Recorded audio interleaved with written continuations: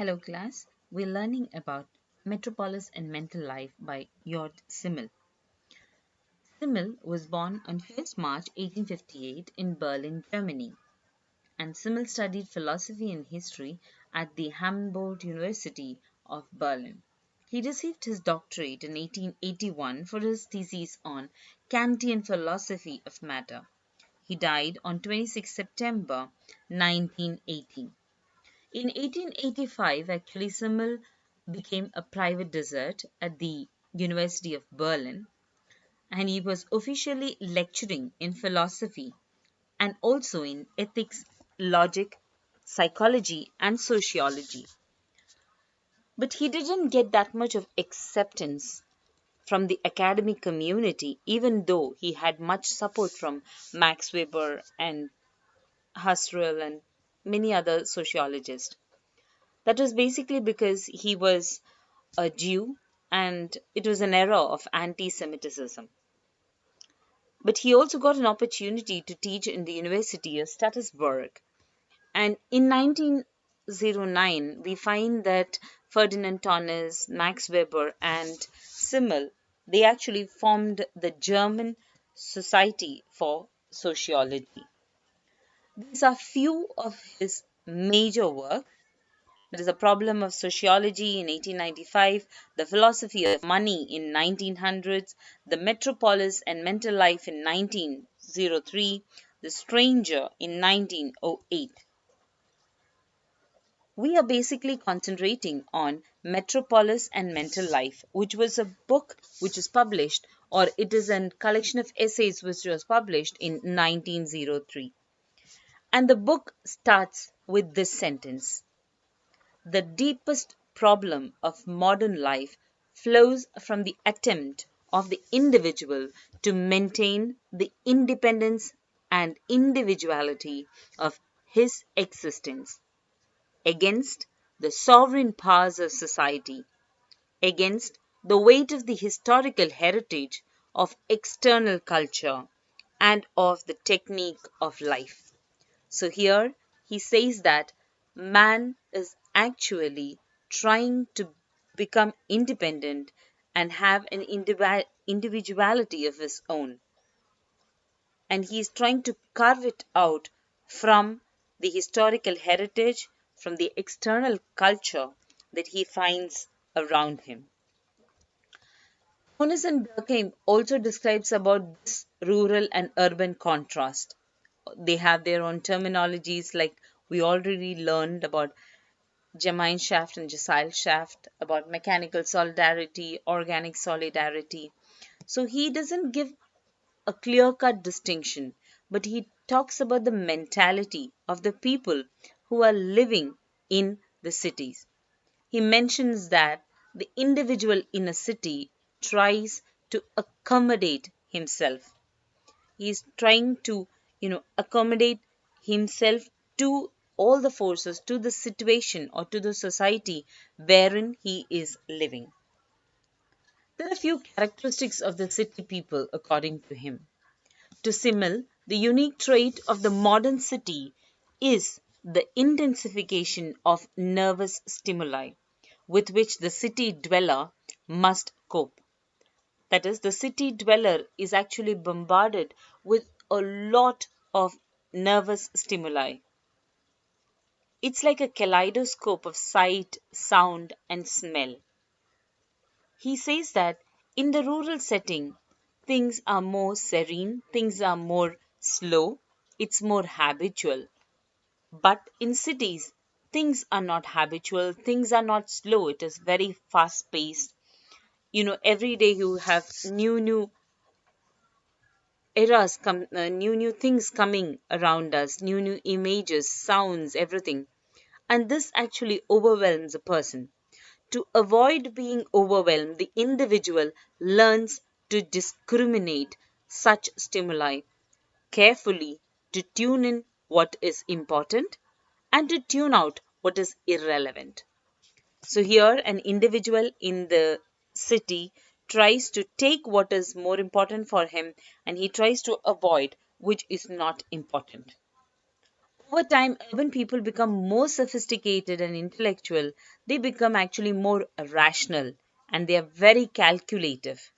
The metropolitan type of man actually over time develops an organ which is actually protecting him or which is actually shielding him from the external environment. He rather reacts with his head than his heart. So people in the rural society or rural setup, they actually, react with their heart rather than their head. But in cities, we find just the opposite. They react or think with their head and then react. Metropolitan life creates an awareness and a predominance of intelligences. The metropolitan has always been the seat of money economy. Here, money dominates and everything is actually reduced to how much. This question of how much. What will I get out of it? If I do this, what is my benefit? So that is the attitude that people in cities have according to your Simmel. Urban people have a matter of fact attitude. And this matter of fact attitude is linked with money economy. Unlike the ruralites, where emotion dominates rather than money, here it is more of money which dominates. The relationship in metropolitan life depends on punctuality, and the whole structure will break if it fails. And he mentions about the Berlin clock. Suppose one day Berlin clock had stopped for maybe few minutes. The whole punctuality or the whole thing in which the city was moving will create a havoc or chaos. So he says everything is being run on a punctual way. This is the routine in which it has to go. If it breaks, it creates chaos. So these are the few characteristics of the metropolitan man: punctuality, calculability, exactness, subjectivity, impersonality, and above all, this feeling of Blaze attitude. Blaze attitude is nothing but I had discussed just earlier. It's an attitude, it's actually, you know, it is a covering shield from all the stimuli that he gets. The urbanite adopts to the city by developing what is called the Blaze attitude. It's a kind of social reservedness or detachment. The attitude is a result of rapidly changing and closely compressed contracting stimulus of the nerves.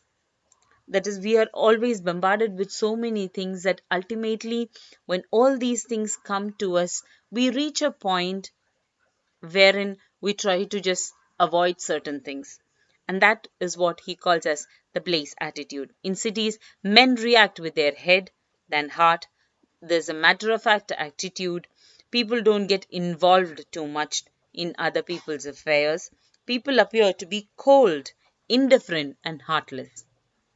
As I just mentioned, these stimuli reach some peak where we try to avoid.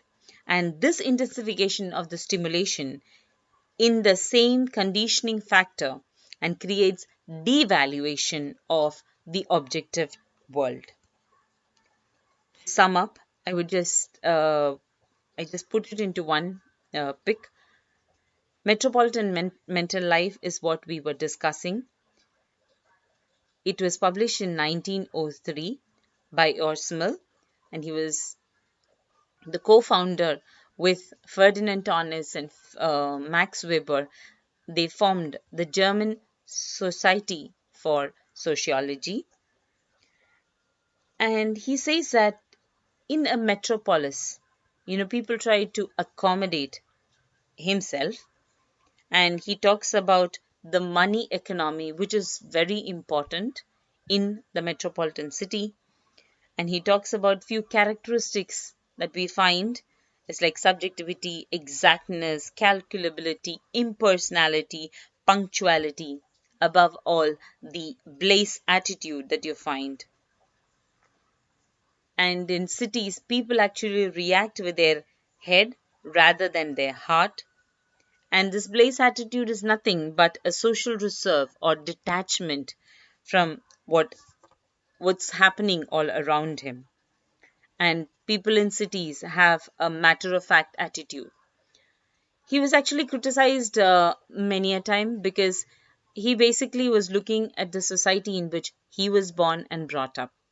So there is a lot of criticism against his contribution, but you can find these characteristics may not be in particular, but you can find such characters in present cities too. Hence, metropolis and mental life is of much importance. Thank you.